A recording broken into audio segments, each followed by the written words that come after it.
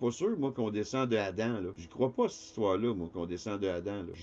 Adam, c'est notre père, j'y crois pas. Que de Adam, il serait sorti des Noirs, des Chinois puis des Japonais. Si je regarde les preuves, les évidences, ben, le plafond, c'est un plafond solide. Tant qu'à moi, notre créateur, c'est nos créateurs.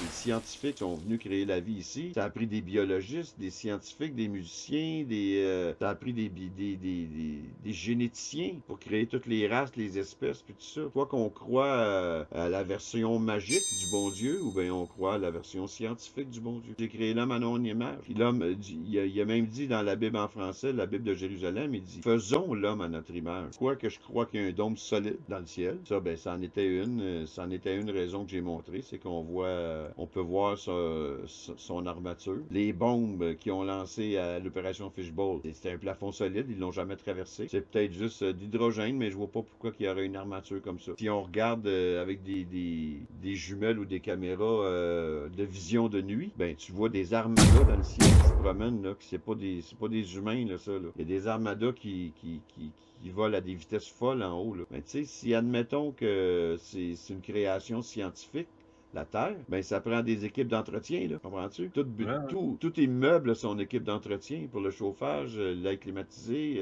tu sais, puis la Terre, ben si c'est une grosse machine, ben il y a des équipes d'entretien, là. Puis on peut les voir, les armadas dans le ciel, là. Ça fait la Terre plate sous un dôme, créé par créateur ou plusieurs créateurs. Le monde surnaturel doit exister, parce que j'ai failli me faire violer par un esprit méchant là, dans ma vie, dans ma chambre, ici, là. Fait que je l'ai senti, là. Je l'ai vu, ben je l'ai pas vu, mais je l'ai senti. Je l'ai senti me toucher, je l'ai senti essayer de me violer. Puis, ben, je sais qu'il y a un monde surnaturel. La seule certitude que j'ai, c'est qu'on vit sous un dôme, que la Terre est plate. Je veux dire, le monde est plat, puis le soleil est tout près, puis tout petit. Puis la Lune est froide. La Lune produit une lumière froide. C'est tout ce que j'ai comme certitude, là. À part de ça, là, comment tout ça fonctionne, je sais pas. Comment les marées fonctionnent, je sais pas. Qu'est-ce qu'il y a à l'autre bord du dôme? Il n'y a personne qui peut prouver rien. Fait tout ce qu'on entend de ce qu'il peut avoir de l'autre côté de ça, c'est encore des assumptions, des théories, puis des hypothèses. Ça fait pas de sens que ça soit une projection de quelconque système de projection ultra perfectionné, ultra sophistiqué, parce qu'elle produit une lumière froide.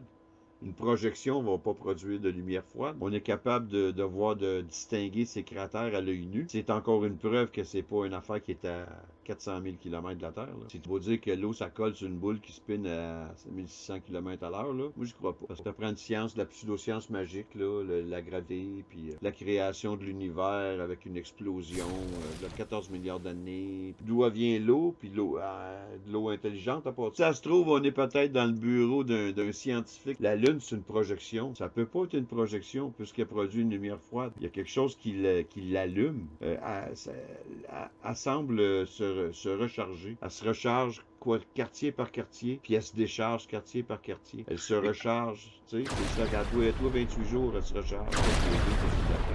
Elle est juste pas allumée. Elle s'allume, elle s'illumine par quartier.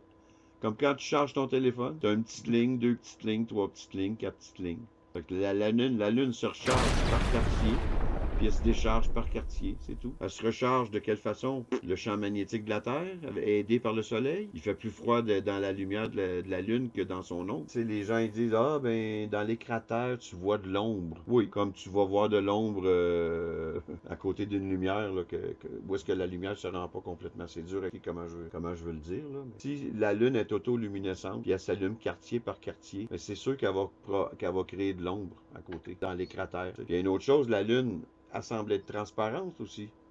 Parce qu'en plein jour, les cratères sont bleus. Puis la partie cachée est bleue. Fait que la Lune, elle semble être transparente aussi. Il y a beaucoup de vidéos et de photos là-dessus des étoiles à travers la Lune. Fait que, tu sais, en bout de ligne, c'est quoi la Lune, là? Quand elle est allumée, elle est là. Puis quand elle n'est pas allumée, elle n'est pas là. Tant qu'à moi, c'est juste un macaron, là. Tu sais, les macarons que tu t'épingles après toi, là. Ça semble être une boule, mais pourquoi qu'on voit juste un côté? Mais je me dis que si elle est à peu près à la même hauteur que le Soleil, on peut peut-être faire le tour avec le bon appareil, le bon avion. Si elle est sous le dôme, elle aussi est sous le dôme, là, comme le soleil, là. Fait que ça prend juste le bon appareil peut-être pour s'y rendre. Mais il paraît que quand tu voles, il s'enfuit. Le soleil se pousse, la lune se pousse. Si tu voles en direction de la lune avec un avion, ben t'as l'impression qu'elle se pousse à mesure que tu avances, qu'elle se recule à mesure que tu avances dessus.